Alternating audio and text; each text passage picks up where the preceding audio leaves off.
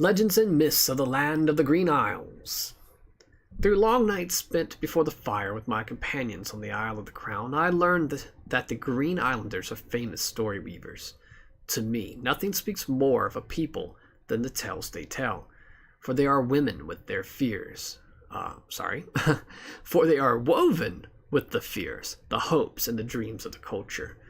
For your enlightenment and entertainment, I set forth some of the more interesting of these legends and myths here.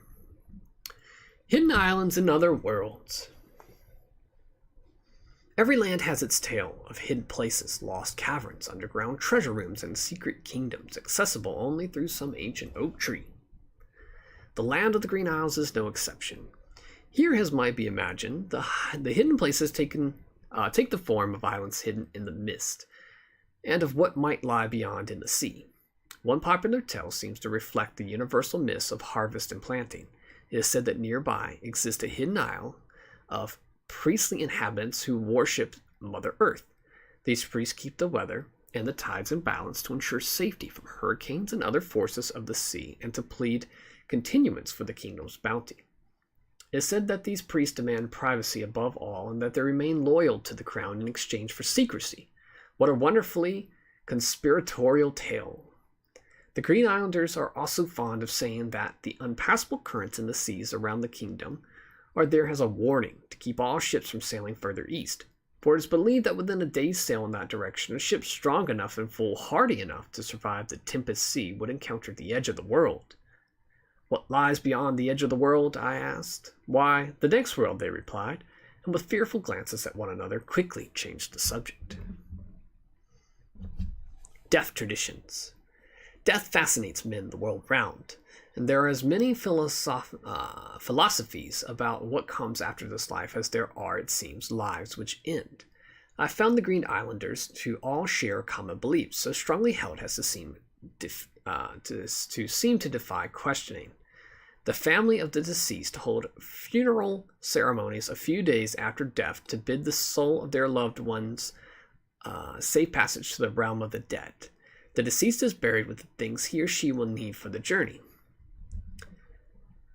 The realm of the dead is a place not of this world. There death himself rules. Some call him the Lord of the Dead, other calls him Samhain. I hope I'm saying that right. Those souls who have died at peace with their lives are allowed to enter the underworld and are placed in the Sea of Souls. In that safe repository, they are greeted by ultimate knowledge and are prepared for the next stage.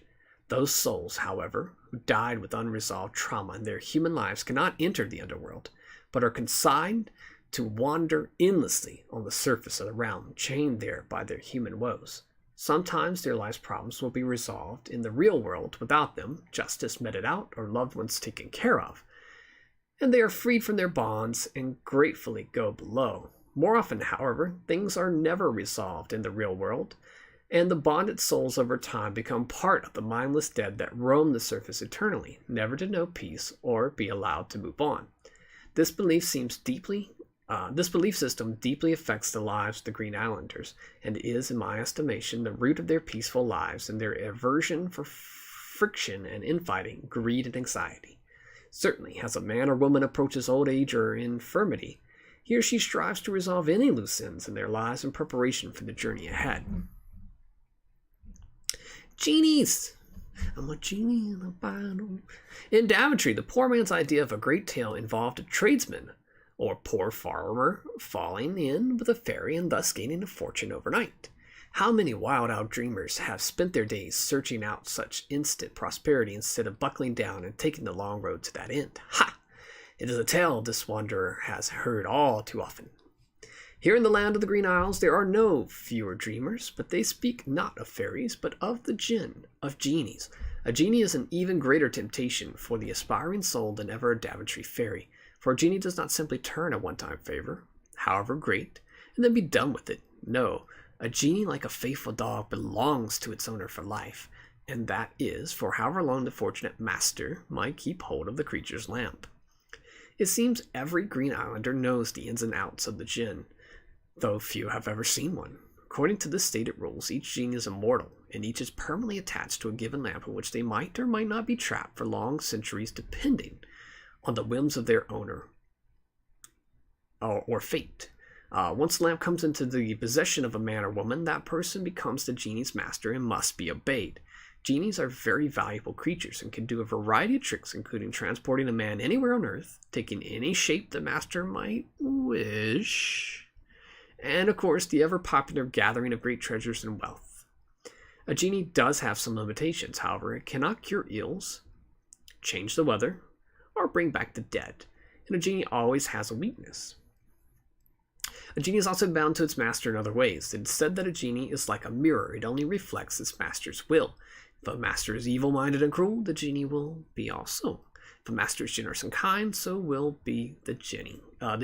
Genie, come on. One of the most popular genie stories is the following one about a genie named Mali Melon.